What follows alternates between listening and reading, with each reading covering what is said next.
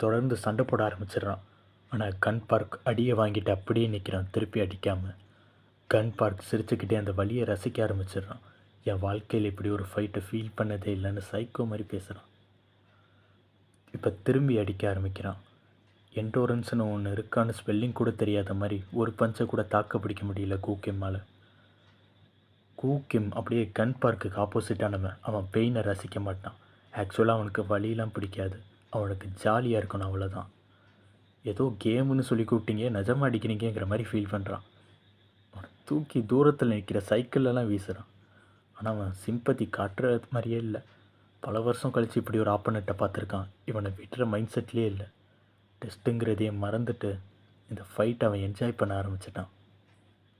ஒரு கட்டத்துக்கு மேலே கன் பார்க் யாரோ அவனை கத்தியை வச்சு வெட்டுன மாதிரி ஃபீல் பண்ணுறான்.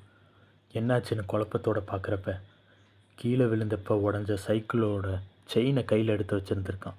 அந்த செயினை ஒரு ஸ்வாடு மாதிரி யூஸ் பண்ணி கட் பண்ணியிருக்கான். கன் பார்க் சர்ப்ரைஸ் ஆனாலும் இன்னும் அதிகமாக என்ஜாய் பண்ண ஆரம்பிச்சிடுறான். ஆனால் அவன் மைண்ட் கிளியர் ஆகிறதுக்குள்ளேயே கதை முடிஞ்சிருச்சு. மொத்த ஸ்டோரியில் முதல் தடவையாக கன் பார்க் ஒருத்தன் நாக் அவுட் பண்ணுறான். என்னடா டெஸ்ட்டு நீங்கள் கொஸ்டின் பேப்பரே ஃபெயில் ஆயிடுச்சுன்னு கலாய்ச்சிட்டு கூக்கிம் அந்த இடத்த விட்டு நகர்றான். ஆனால் கன் பார்க் மறுபடியும் எந்திரிச்சு நிற்கிறான். சிரிக்கிற சவுண்டு கேட்குது. அவனோட கண் இன்னும் டார்க்கராக மாதிரி இருக்குது. சட்டையை கிழிச்சிட்டு சைக்கோ மாதிரி கிழிக்கிறப்ப கூக்கிம் திரும்பி பார்த்து சீரியஸ் ஆகுறான். நீ அவன் இல்லை, கொஞ்ச நேரத்துக்கு முன்னாடி என் கூட சண்டை போட்டது நீ கிடையாது, நிஜமாவே நீ யார்றான்னு கேட்குறான். ஸோ பேசிக்கலி கன் பார்க்குள்ளே 2 விதமான பர்சனாலிட்டி இருக்கிறத அவன் ஃபீல் பண்ணுறான்.